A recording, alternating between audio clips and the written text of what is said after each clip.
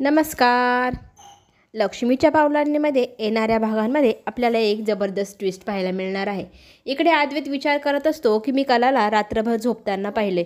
तिने एकदाही डिझाईन बनवलेली नाही, म्हणजे आता आपल्याला तिला अडकवायला जमेलच असा विचार करत असतो. मग तो लगेचच ठरवतो आणि सानिकाला कॅबिनमध्ये बोलवतो. सानिकाला विचारू लागतो, डिझाईनचं कुठपर्यंत आलं आहे? मग डिझाईन तयार आहे सर, मी लगेचच तुम्हाला सेंड करते असं सानिका त्याला म्हणते. मग तो लगेच दुसरी युक्ती काढतो.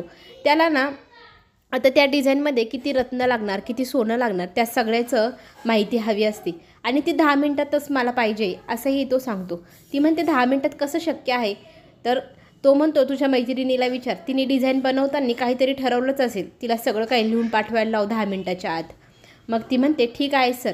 इकडे अद्वैत लगेचच कलाला फोन लावतो आणि कलाला व्हिडिओ कॉल आला आहे म्हटल्यानंतर कला म्हणते याचं काय काम आहे, डायरेक्ट व्हिडिओ कॉल लावला आहे. मग व्हिडिओ कॉलवरती ती त्याला म्हणते बोल काय काम आहे, कशाला व्हिडिओ कॉल केला आहेस? तेव्हा तो तिला थट्टा मस्करी करत म्हणतो तुमच्याकडे काही पद्धत नाही का, हाय हॅलो असं काही म्हणायचं, मग पुढचं काम विचारायचं, डायरेक्ट काय काम आहे विचारते. मग ती म्हणते अरे काम काय आहे, मग तू व्हिडिओ कॉल कशाला केला आहेस ते सांग. मग तिला तितक्यात ना मेसेज येतात. ती मेसेज वाचते. मग तिच्या लक्षात अद्वैतने आता ही नवीन युक्ती काढली तिच्यावर लक्ष ठेवण्यासाठी. एकीकडे काम सांगायचं, दुसरीकडे लक्ष ठेवायचं. त्याला ना श्रेया आणि कला ह्या वेगळ्या आहे की एकच व्यक्ती आहे हे चेक करायचं आहे, हे तिला कळलेलं असतं. मग ती त्याला सगळं काम दाखवत असते. बघ मी तुझा रूम कसा आवरते. इकडे सानिकाला तो पुन्हा बोलवतो किती वेळ लागेल? तेव्हा ती म्हणते 2च मिनटं, मी तिला मेसेज टाकला आहे, ती लगेचच मला हिशोब करून टाकेलच. तेव्हा तो म्हणतो ठीक आहे, आल्या आल्या मला द्यायचं. त्याला इकडे 10 मिनटं पूर्ण करायचे असतात. तो कलासोबत इकडच्या तिकडच्या गप्पा मारत बसलेला असतो, एकदम निवांत बसलाय. आणि इकडे कला मात्र त्याला खेळवायचं म्हणून खेळवणारच. आणि ती त्याला म्हणते बघ तू ना ऑमलेट जाळतोस ना, आज तुला मी छान फोडणी वगैरे करायला शिकवते, म्हणजे पुढच्या वेळी तुझं ऑमलेट जाळणार नाही. तेव्हा तो म्हणतं बरं बघ आज कसली भाजी करते, शिकव बाई काय शिकवते. इकडे ती वही किचनच्या खालच्या याच्यात ठेवते आणि कॅमेरा वरती सेट करून ठेवते आणि त्याला दाखवत असते हे बघ काय काय घालायचं, कसं कसं करायचं, फोडणीमध्ये काय काय घालावं लागतं, सगळं काही ती त्याला दाखवू लागते. आणि इकडे अद्वैत बघत असतो ती कशी काम करते सगळं कॅमेऱ्यात. दुसरीकडे ती खाली हात करून तो हिशोबही मांडत असते. एकीकडे बोलायचं, एकीकडे लिहायचं, असं तिचं सगळं काम चालू असतं. आणि बोलता बोलता सगळं किचनमधलं ती सगळं काही दाखवू लागते, काम कसं करते वगैरे. आणि त्याची 10 मिनटं पूर्ण होतात आणि तो फोन ठेवतो. इकडनं लगेच सानिकाही येते आणि सर आलाय रिपोर्ट. तोही रिपोर्ट लगेच ती सरांकडे देऊन मोकळी होते. मात्र तो आता विचारात पडतो मी कलावरती लक्ष ठेवलेलं होतं, मग हा रिपोर्ट कधी तयार झाला? याचा अर्थ श्रेया आणि कला या 2 वेगवेगळ्या व्यक्ती, आणि मी उगाचच माझं डोकं चालवत आहे. मला जास्त विचार ह्या गोष्टी आता करायलाच नको. हे कन्फर्म झाले श्रेया वेगळी मुलगी आहे. इकडे मात्र कलाला टेन्शन असतं की हप्ता भरायची वेळ आली, पैशांची काही जुळवाजुळव होत नाही आहे आणि सानिकाकडनंही पैसे मिळणार नाही. आता एकच उपाय, आपल्या काजलच्या कामाच्या जागेवर 1 दिवस काम भरायचं दिवस, तिची ऑर्डर 100 जी काही पूर्ण करायची आहे ती पोचवायची. मग ती त्या मालकाला रिक्वेस्ट करते की माझी बहीण आजारी आहे, तिच्या वाटचं मी काम करते आणि तुम्ही मला तिचा पगार मग देऊन टाका. ते म्हणतात ठीक आहे, आज तू पूर्ण काम कर आणि मग मी लगेचच तुला संध्याकाळी पगार देऊन टाकतो. ठरल्याप्रमाणे ती त्या ठिकाणी जॉब करू लागते. 1 दिवसाची गोष्ट. घरी सगळी तयारी करून ती आलेली असते. 7 वाजेच्या आत घरी पोचायचं असतं. जवळजवळ दिवसभर तिने सगळंच काम केलं. शेवटचा कस्टमर येतो तो अद्वैतच. अद्वैतला ऑर्डर विचारायला जाते पण चेहऱ्यावर मास्क लावून जाते. समोरासमोर गेली तर कळेल त्याला. मग तो त्याची ऑर्डर देऊ लागतो आणि शेवटला कॉफी मागतो. कॉफी कशी हवी तर ती म्हणते मला माहीत आहे. हे ऐकलं त्याला लगेच लक्षात येतो हा आवाज मी ऐकला आहे. तो तिच्या चेहऱ्याकडे पाहतो. चेहऱ्याला मास्क लावलेला असतो पण डोळे मात्र सगळं काही सांगून जात असतात त्याला. ते डोळे कलाचेच 100%. तो तिला आवाज देतो खरे थांब, पण ती मुलगी मागे वळून न पाहता सरळ किचनमध्ये निघून जाते. तिच्या मागे मागे तो जातो कारण त्याला माहिती होतं तो चेहरा 100% कलाचाच होता. कला इथे काय करत आहे म्हणून तो चेक करायला किचनमध्ये जातो. पण किचनमध्येच त्याला दुसरा वेटर थांबवतो. आमच्या किचनमध्ये येण्यासाठी कोणाला अलाउड नाही आहे, तर तुम्ही आत येऊ नाही शकणार असं म्हणत त्याला तो तिथेच थांबवतो. त्या कोण होत्या?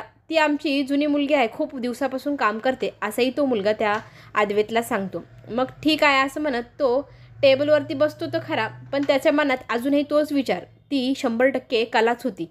पण ती इथे काय काम करत असेल? डिझाईन बनवायचं काम, आता वेटरिंगचं काम, नक्की ही करते तरी किती काम? मग इकडे कला घाईघाईने आता निघते, पण इतक्या रिक्षावाल्यांना थांबवते, एकही रिक्षावाला थांबायला तयार होत नाही. 1-2 करत करत 2-3 रिक्षावाले निघून जातात. शेवटला एक रिक्षावाला तिच्या रिक्वेस्टला मानतो. माझी अडचण आहे, मला लवकर घरी पोचायचं आहे, प्लीज मला न्या ना, मी सांगते तिथे, असं म्हणत त्या माणसाला तिची कीव येते आणि मग तो तिच्यासोबत जायला तयार होतो. घरी ती अद्वैतच्या आधी पोचते आणि सगळं काही आवराआवरी करून ठेवतच असते आणि तितक्यात 2-3 ड्रेस त्याची काढते आणि त्या कपड्यांच्या घड्या करत ती कॉटवर बसलेली असते. म्हणजे अद्वैत जेव्हा घरी येईल तेव्हा त्याला दिसेल की ती घरीच काम करते. मग तो घाईघाईने एकदम धडपडत घरी पोचतो. इतका घाईने का आलायस तू, एवढा दम लागेपर्यंत, असं कला त्याला विचारू लागते. तेव्हा तो म्हणतो, तू खरं सांग कुठे होती, मी तुला तिकडे रेस्टॉरंटमध्ये पाहिलं. तेव्हा ती म्हणते, अरे वेडा झालंस का, मी दिवसभर घरी आपली मर कामे करते आणि तू काहीही येऊन बोलतो, तुला आता मी कुठे कुठे दिसायला लागली आहे. आता ती जरा घाबरते, याने आणखी प्रश्न केले तर, पण ती त्याला बरोबर पटवून सांगते की मी नव्हते, मी घरीच होते. पण त्याला विश्वासच पटत नाही. थोड्या वेळात तिथे तुम्हाला कॉफी आणू का असं विचारण्यासाठी अंजली येते. तेव्हा तिला तो विचारतो, मॅडम कुठे होता? तेव्हा ती म्हणते, बेडरूममध्येच होत्या, कुठे नाही गेल्या त्या. आणि आता ह्या गोष्टीवर विश्वास तर ठेवावाच लागेल ना, ती घरीच होती. पुढे तो चेंज करण्यासाठी कपाट उघडतो. कपाटात त्याची कपडी सापडत असतानाच त्याला एक पेपर दिसतो. त्या कलाच्या बॅगच्या जवळच तो पेपर ठेवलेला असतो.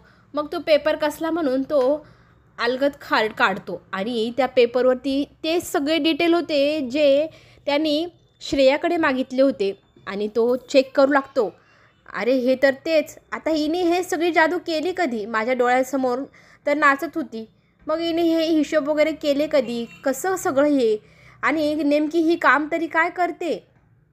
म्हणून त्याला आता प्रश्न पडला. तितक्यात त्याला चाहूल लागते तिच्या येण्याची. तो पटकन सगळं आवरून तिच्या बॅगेचे तिथे ठेवून देतो आणि तिच्याकडे पाहतो. तिला म्हणतो, तुझं काय चाललं आहे? तेव्हा ती म्हणते, मी कुठं काय केलं आहे, तूच तिथे उभं राहून मला प्रश्न विचारतोय.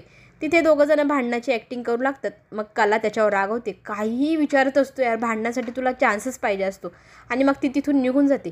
इकडे मात्र तो विचारात पडतो, हिला एवढी पैशाची अशी काय नड असेल का ज्यामुळे ती श्रेया बनून काम करते. मग तो सानिकाला बोलवून घेतो. सानिकाला विचारतो, तुझी मैत्रिणीचं काय चाललं आहे सध्या? तेव्हा ती सांगते, तिची खूप अडचण आहे, तिला पैशांची गरज होती, पण आपल्याकडे 4 दिवस अकाउंटंट नाही, मग आपण पैसे नाही देऊ शकणार. तेव्हा तो म्हणतो, ठीक आहे, तिला पैसे देऊन टाक, किती हवे ते. घरी आल्यानंतर तो आबांशी बोलण्याचा प्रयत्न करतो. का कुणास ठाऊक आबा, मला सगळीकडे आता ना कलाच दिसू लागली आहे. आणि आबा मात्र ह्या गोष्टीवर हसतात आणि त्याचं सगळं बोलणं ऐकून घेतात. मला रेस्टॉरंटमध्ये दिसते, श्रेयामध्ये दिसते, घरामध्येही दिसते. आबा हा काय प्रकार आहे? आबा मात्र हसतात आणि त्याला सांगतात, अरे वेडा, तू तिच्या प्रेमात पडला आहे, पण तू हे मान्यच करत नाही. तू नीट विचार कर, आपण ज्या व्यक्तीच्या प्रेमात पडतो ना, ती व्यक्ती आपल्याला सगळीकडे दिसू लागते आणि नकळतपणे तूही त्या प्रेमात पडला आहे, पण तू मान्यच करत नाही. तू ना तुझ्या मनातलं प्रेम एकदा व्यक्त करून बघ आणि कसं तुला हलकं हलकं वाटेल. ही तुझी घालमेल चालली आहे ना, ही सगळी घालमेल संपून जाईल. तुझे इतके जे प्रश्न पडत आहेत ना तुला, ते प्रश्नही तुला पडणार नाही, असं अद्वैतला आबा समजावून सांगत असतात आणि हसतही असतात. हा किती वेडा मुलगा आहे, याला प्रेमात पडल्याची गोष्टही समजत नाही, तीही आता मीच शिकवू का, असं म्हणत त्याला ते हसू लागतात. आता मात्र कलाबाबत त्याच्या मनात इतका रिस्पेक्ट वाढला आहे, तिला पैशांची गरज आहे म्हणून ती इतकं काय काय उलाढाल करते आणि कुणाला समजूनही देत नाही. आणि अक्षरशः आम्ही इतके श्रीमंत असून माझ्याकडेही तिने कधी पैसे मागितले नाही. मग तिच्याशी तो बोलण्याचा प्रयत्न करतो, पण ती त्याला काहीच उत्तर देत नाही. आणि खरं तर त्यालाही नकळतपणे ती आवडू लागलेली आहे, पण आता त्याचं मन मान्यच करत नाही. पण थोड्या वेळात तिच्याशी गप्पा मारता मारता नकळतपणे तो तिच्या जवळ जातो आणि तिला, मला एक गोष्ट सांगायची असं म्हणतो. तेव्हा ती म्हणते, म्हणजे काय? लांब उभा राहा ना. पण तो म्हणतो, नाही, आज मी नाही राहू शकणार लांब, मला तुला एक माझी मनातली गोष्ट सांगायची आहे. मला सगळं कळले, श्रेया ही तूच आहे, त्या हॉटेलमध्ये जी मुलगी होती तीही तूच होती आणि माझी मनात तुझ्याबाबत खूपच रिस्पेक्ट वाढला आहे. मला तू खूप आवडू लागले आहे, मी तुझ्या प्रेमात पडलो आहे. पण ती म्हणते, मला झोप येत आहे, तू काय बोलते मला काहीच कळत नाही. आणि ती लगेच त्याच्याकडे पाठ करून डोळे बंद करून बसते. आता पुढे जे काय होईल ते पाहणं खरंच खूप रंजक ठरणार. ते पाहण्यासाठी आपण पुन्हा भेटू. चॅनलला नक्की सबस्क्राईब करा. धन्यवाद.